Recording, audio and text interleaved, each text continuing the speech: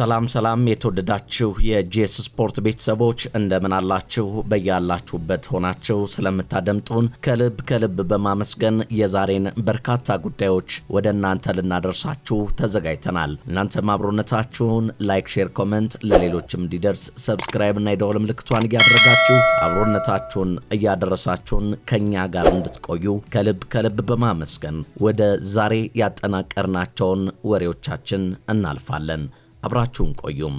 በፈረንሳይ የተወለደው አዲሱ የሞሮኮ ኮከብ በእግር ኳስ ዓለም አዲስ ከዋክብት ሲፈነጥቁ ማየት የተለመደ ቢሆንም ገና በ18 ዓመት በትልቁ የዓለም ዋንጫ መድረክ ላይ እንዲህ በልበ ሙሉነትና በበሰለ ብቃት መከሰት ግን እጅግ አልፎ የሚታይ ታምር ነው። በ2026ቱ የዓለም ዋንጫ የምድብ የመጀመሪያ ጨዋታ ሞሮኮ ከብራዚል ጋር አንድ አቻ ስትለያይ በስታዲየሙ የነበሩ ተመልካቾችንም ሆነ በቴሌቪዥን መስኮት ጨዋታውን የተከታተሉ የእግር ኳስ አፍቃሪያንን ቀልብ የገዛ አንድ ስም አለን፣ አዩብ ቡአዲ። የተሰጠው የላቀ ወጣት ታሪክ የሚጀምረው በፈረንሳይ ምድር ነው። የተወለደው እዚያው ፈረንሳይ ውስጥ ከሞሮካውያን እናትና አባቱ ሲሆን ባለው ድንቅ ችሎታ ለፈረንሳይ ብሔራዊ ቡድን በተለያዩ የዕድሜ እርከኖች መጫወት ችሏል። እንዲሁም ከ21 ዓመት በታች ብሔራዊ ቡድኑን በአምበልነት እስከ መምራት የደረሰ ለፈረንሳይ ዋና ብሔራዊ ቡድን የመጫወት ሰፊ ዕድልና በር የተከፈተለት ተስፈኛ ነበር። ይሁን እንጂ የልቡ ጥሪ ወደ ሰሜን አፍሪካዊቷ የደም ስሩ ሀገር ሳበው። ምርጫውንም ለአትላስ አንበሳዎቹ አደረገ። በ2026 መጀመሪያ ላይ ለሞሮኮ መጫወት የሚያስችለውን ይፋዊ የፊፋ ማረጋገጫ ያገኘው ቡአዲ በአጭር ጊዜ ውስጥ የቡድኑ የልብ ትርታ በመሆን በመጀመሪያው የዓለም ዋንጫ ጨዋታው ላይ ማን እንደሆነ አስመስክሯል። የ18 ዓመቱ አማካይ በቋሚ አሰላለፍ ውስጥ በተካተተበት ጨዋታ እንደ ካዚሚሮና ብሩኖ ጉማሬሽ ያሉ የብዙ ልምድ ባለቤት የሆኑ የብራዚል መሃል ሜዳ ኮከቦች ባሉበት ሜዳ ክፍል ላይ ቡአዲ እንደፈለገ ሲሆን አምሽቷል። ከኳስ ጋር ያለው አስደናቂ ምቾት፣ በሁሉም እግሮቹ የመጫወት ብቃቱ፣ የማይናወጥ እርጋታው እንዲሁም በማንኛውም የሜዳ ክፍልና በከባድ ጫና ውስጥ ቢሆን እንኳ እንደገና ቀንሶ ኳሶችን በጥራ ና በትክክለኛነት የሚያቀብልበት መንገድ ፍጹም አስደማሚ ነው። ይህ ብቃቱ በቀጣዮቹ ዓመታት በቦታው ላይ የዓለምን እግር ኳስ ልዩነት ፈጣሪ እንደሚሆን ፍንጭ የሰጠ ነው። ሞሮኮ ምርጥ ምሽት ባሳለፈችበት ጨዋታ የብራዚልን የመሃል ክፍል ከጥቅም ውጪ በማድረግ ትልቁን ሚና የተወጣው አዩብ ቡአዲ መነጋገሪያ ሆኖ የሚገርመው ተጫዋቾች በ2018 የሩሲያ ዓለም ዋንጫ ስታዲየም በመገኘት የሞሮኮን መለያ ለብሶ ጨዋታውን የተከታተለ ሲሆን ከ8 ዓመት በኋላ ደግሞ ሞሮኮን ወክሎ በትልቁ መድረክ ከድንቅ ብቃት ጋር ተከስቷል። የወቅቱ የሊል ተጫዋች ከዓለም ዋንጫው በፊት ጀምሮ አርሰናልን ጨምሮ በታላላቅ የአውሮፓ ክለቦች አይን ውስጥ መግባቱም የሚታወቅ ሲሆን አሁን ደግሞ የፈላጊዎቹ ቁጥር ብቻ ሳይሆን የሚለጠፍበት ዋጋም በብዙ እንደሚጨምር ይጠበቃል። ለመሆኑ የወጣቱን አማካይ አዩብ ቡአዲን የምሽቱን እንቅስቃሴ እንዴት አይታችሁት ይሆን? ሐሳባችሁን በኮሜንት ላይ አጋሩን። ወደ ሌላው ጉዳያችን ስናመራ ለ28 ዓመታት ከዓለም ዋንጫው ታላቅ መድረክ ርቃ የቆየችው ስኮትላንድ ከ36 ረጅም ዓመታት በኋላ የመጀመሪያዋን ታሪካዊ የዓለም ዋንጫ ድል ማጣጣም ችላለች። በቦስተን ስታዲየም በከፍተኛ የልብ ትርታና ጭንቀት ውስጥ ዛሬ ምሽት ሃይቲን ጠባብ በሆነ ውጤት በማሸነፍ ስኮትላንድን ወደ ምድብ 3 አናት ላይ ያወጣው ጀግናው የአስተን ቪላው አምበል ጆን ማክጊን ነበረ። የታሪካዊ ድል ስኮትላንድ በታሪኳ ለመጀመሪያ ጊዜ ወደ ጥሎ ማለፉ ለመቀላቀል የምታደርገውን ጉዞ በከፍተኛ ተስፋ አብርቶታል። የስኮትላንዱ ብሔራዊ ቡድን አሰልጣኝ ስቲቭ ክላረክ ከጨዋታው በፊት እንደተናገሩት በቅርቡ በተደረገው የአቋም መፈተሻ ጨዋታ ላይ ድንቅ ብቃት ያሳየውን ራያን ክሪስቲን አስቀምጦ ጆን ማክጊን በቋሚነት ማሰለፍ በሕይወት ከወሰንኳቸው ውሳኔዎች ሁሉ እጅግ ከባዱ ነበር ብለው ነበር።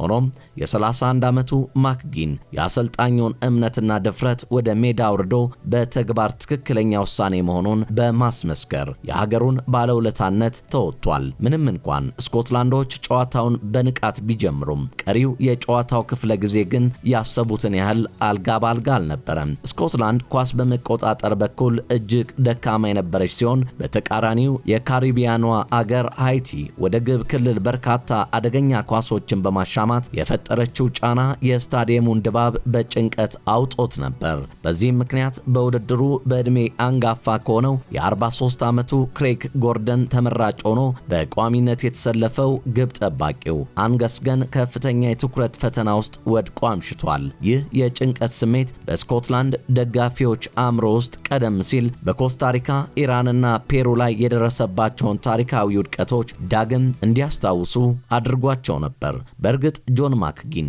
ጨዋታው ሊጠናቀቅ 20 ደቂቃዎች ሲቀሩት ያገኘውን ግሩም አጋጣሚ ወደ ውጭ ቢሰድም ቡድኑ እጅግ በፈለገው ወሳኝ ሰዓት ግን በውበት የታጀበ ባይሆንም እንኳ ሚትቦል በሚለው ቅጽል ስሙ የሚጠራው ማክጊን ማሸነፊያዋን ወርቃማ ግብ አስቆጥሮ ለሀገሩ የድነት ብርሃን ሆኗል። በሌላ በኩል ጫና በበዛበት በዚህ ጨዋታ ላይ የቦርንማውዙ የመስመር አጥቂ ቤንዶክ በቀይ መስመር የሃይቲን ተከላካዮች ሲያምስና ሲፈትናቸው የነበረው አጓጊ ብቃት ሌላኛው የጨዋታው ድምቀት ነበር። ጨዋታው ገና ያለ ግብ እኩል በነበረበት ሰዓት ስኮት ማክቶሚናይ የመታው ኃይለኛ ኳስ የግቡን አግዳሚ ገሽቶ ሲመለስ የፊት መስመር አጥቂዎቹ ቼ አዳምስና ላውረንስ ቫንክላንድ ግን በጨዋታው ውስጥ ምንም አይነት ተሳትፎ ለማድረግ ተቸግረው ታይተዋል።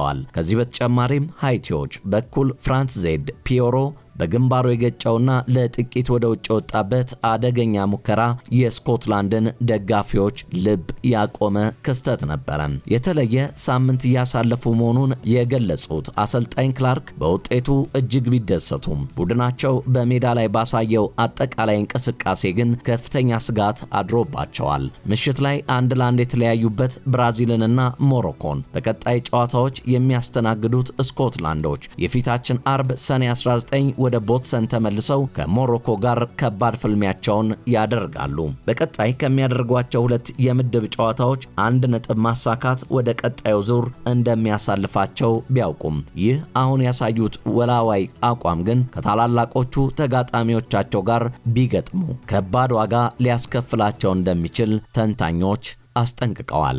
ወደ ሌላኛው ጉዳያችን ስናመራ ደግሞ የጀርመንና የስፔን ብሔራዊ ቡድንን እናገኛለን። የጀርመንና ስፔን ብሔራዊ ቡድኖች ለየት ያለ የልምምድ መስሪያ ትጥቆችን በዓለም ዋንጫው እየተጠቀሙ ይገኛሉ። በአሜሪካ፣ ሜክሲኮና ካናዳ አስተናጋጅነት እየተከናወነ የሚገኘው የዓለም ዋንጫ በአስተናጋጅ ሀገሮቹ ወቅታዊ የአየር ጸባይ መነሻነት ተሳታፊ ቡድኖች ሙቀቱን ለማሸነፍ ተፈጥሮን እንዲሁም ቴክኖሎጂን እየተጠቀሙ የተለያዩ ስልቶችን እየቀየሱ ይገኛሉ። በውድድሩ ዋንጫ ያነሳሉ ተብለው ከሚገመቱ ቡድኖች መካከልም ስፔንና ጀርመን በስፍራው ያለው ከፍተኛ ሙቀት ተጫዋቾቻቸው ላይ ተጽዕኖ እንዳይፈጠር በልምምድ ወቅት አዲስ የስፖርት ትጥቆችን እየተጠቀሙ እንደሆነ ተገልጿል። በዊንስተን ሳሌም መቀመጫውን ያደረገው የጀርመን ብሔራዊ ቡድን በስፍራው ያለው የሙቀት መጠን እስከ 41 ዲግሪ ሴልሺየስ የሚደርስ ሲሆን የቡድኑ የትጥቅ አቅራቢም ለተጫዋቾቹ ልዩ የማቀዝቀዣ አልባሳትን ቦዲዎችና ጃኬቶች ማቅረቡንና ተጫዋቾቹም በልምምድ ወቅት አልባሳቶቹን አድርገው እንዲንቀሳቀሱ እንደተደረገ ተገልጿል። ከዚህ በተጨማሪም በልምምድ ቦታቸው ትላልቅ ማቀዝቀዣ ፋኖችና ቬንቲሌተሮች እንደተገጠሙ ተዘግቧል። የስፔን ብሔራዊ ቡድንም ክላይማይኩል ሲስተም በተባለ ቴክኖሎጂ የተሰሩ ትጥቆችን በልምምድ ወቅት ከጨዋታ በፊት ባለ የልምምድ ጊዜ እንዲሁም በረፍት ሰዓት ይጠቀማል። በረዶዎች የያዘውና እንደ ቦዲ ከሚደረገው ትጥቅ በተጨማሪም በጫማ ውስጥ የሚፈጠር ሙቀትን ለመቀነስም ታኬታዎች ላይ ሌላ ቴክኖሎጂ እንደተገጠመና የተጫዋቾቹ የእግር ጤንነት እንዲጠበቅ መደረጉ ተመላክቷል። ሌላኛውን ጉዳያችን ወደ እናንተ ስናደርስ ደግሞ የፖርቱጋል ደጋፊዎች እስትንፋሳቸውን ጨፍነው የቆዩበት ምሽትን እናገኛለን። እናንተ ታዲያ ላይክ፣ ሼር፣ ኮሜንት፣ ሰብስክራይብ እና የዓለም ዋንጫውን በቀጣይ በአንደኝነት የምትሰናበተው ሀገር ማን ትሆን? ግምቶን ይጻፉልን። የፖርቱጋል ደጋፊዎች እስትንፋሳቸውን ጨፍነው የቆዩበት ምሽት አንድ ጊዜ መላውን ሀገር ለድንጋጤ ለመጣል በቂ ነው። ይህ የሆነው ኑኖ ሜንዴዝ በ45ኛው ደቂቃ ወደ ጨዋታው ሲገባ የፖርቱጋል የመጨረሻ የዓለም ዋንጫ ማጠናከሪያ ጨዋታ ላይ ነበር። ሁሉም ነገር የተለመደ ይመስል ነበር። ከ35 ደቂቃዎች በኋላ የዓለም ደረጃው የግራ ተከላካይ ከጨዋታው መውጣት እንደሚፈልግ ምልክት ሰጠ። አስቸኳይ ስጋት፣ አስቸኳይ ግምት። አስቸኳይ ፍርሃት። የፖርቱጋል የዓለም ዋንጫ መክፈቻ ጨዋታ 7 ቀናት ብቻ ሲቀሩት ደጋፊዎች ወዲያውኑ ከቡድኑ በጣም አስፈላጊ ተጫዋቾች አንዱ የአካል ብቃት መጨነቅ ጀመሩ። ከዚህ በኋላ የተነሱት ምስሎች ሁኔታውን ያባብሱት ነበር። ኑኖ ሜንዴዝ በተጠባባቂ ወንበር ላይ ተቀምጦ የተጨነቀ ይመስላል። ክርስቲያኖ ሮናልዶ እየተከታተለ ሲጨነቅ ይታያል። ለብዙ ደጋፊዎች የህልም ቅዠት መጀመሪያ እንደሆነ ተሰማው። ከሁሉም በላይ ኑኖ ሜንዴዝ በሮቤርቶ ማርቲኔዝ የፖርቱጋል ቡድን ውስጥ ቁልፍ ሚናዎች አንዱ ሆኗል። የላቀ ፍጥነት፣ የመከላከያ ጥራት፣ የዓለም ደረጃ የጥቃት ስጋት። ያለ እሱ የዓለም ዋንጫ ትልቅ ጉዳት ይሆናል። እንደ ዕድል ሆኖ የመጨረሻውን ፉጨት ተከትሎ ሮቤርቶ ማርቲኔዝ ፍርሃቶችን ለማረጋጋት በፍጥነት ተንቀሳቀሰ። ኑኖ ሜንዴዝ ምንም ጉዳት የለም፣ ለ30 ደቂቃ ብቻ ለመጫወት ታቅዶ ነበር። እነዚህ ቃላት እፎይታ አምጥተዋል። ነገር ግን ብዙ ደጋፊዎች አሁንም ሙሉ ማረጋገጫ እየጠበቁ ናቸው። የደጋፊዎች ምላሾች እባኮ ይህ እውነት ይሁን፣ ፖርቱጋል ሜንዴዝ ያስፈልጋታል፣ ልቤ ሊወጣ ሲል ሊቆም ተቃርቧል ሲሉ ተደመጡ። አንዳንድ ጊዜ የዓለም ዋንጫ በጣም አስጨናቂ ጊዜያት ውድድሩ ከመጀመሩ በፊት ይከሰታሉ። ለፖርቱጋል ደጋፊዎች አሁን በሚቀጥሉት ቀናት ሁሉም አይኖች በኑኖ ሜንዴዝ ላይ ይሆናል። ሌላኛው ጉዳያችንን ስንመለከት ደግሞ የቱርክ ብሔራዊ ቡድንን አስፈሪውን ደጋፊ ኡዲን እናገኘዋለን። የቱርክ ብሔራዊ ቡድንና ታዋቂው የቱርክ ክለብ በሽክሽታሽ ጨዋታ ካለ በስታዲየም እሱ አለን። በቪአይፒ ወንበር ላይ ተቀምጦ በከፍተኛ ስሜትና ለየት ባለ አለባበስ ቡድኑን ሲያበረታታ ይታያል። በስታዲየም ውስጥ ካሜራዎች መጀመሪያ የሚፈልጉት የእርሱን ለየት ያለ ገጽታ ነው። ጨዋታዎችን በሚከታተልበት ጊዜ የሚሰጣቸው ድንቅ ስሜቶች በመላው ዓለም በሚሊዮኖች የሚቆጠሩ እይታዎችን በማግኘት የሶሻል ሚዲያ መነጋገሪያ አድርጎታል። ይህ አስፈሪ እግር ኳስ ሰው ስሙ ነጅደት ኦልቸርማን ይባላል። ነገር ግን መላው ዓለም እግር ኳስ አፍቃሪ ኡዱ ሄንኮ በሚለው የቁልምጫ ስሙ ያውቀዋል። ኡዱ ሄንኮ ለክለቡ ቤሽክታሽ ያለው ፍቅር ወደር የለውም። ነገር ግን ለቱርክ ብሔራዊ ቡድን ያለው አምልኮት ደግሞ ይበልጥ ልዩ ያደርገዋል። የቱርክ ብሔራዊ ቡድን ማሊያውን ለብሶ ሜዳ በሚገባበት እያንዳንዱ ሰከንድ ኡዱ ሄንኮ በቪአይፒ ወንበሩ ላይ ሆኖ ስታዲየሙን በስሜት ያናውጠዋል። በተለይም አሁን እየተካሄደ በሚገኘው የ2026 የዓለም ዋንጫ ላይ ለሀገሩ የቱርክ ብሔራዊ ቡድን ያሳየው እጅግ አስደናቂ እሳት የላሰና የማይበገረው ድጋፍ በዓለም አቀፍ ደረጃ በድጋሚ የካሜራዎችና የቫይራል ቪዲዮዎች ቁጥር አንድ ተፈላጊ አድርጎታል።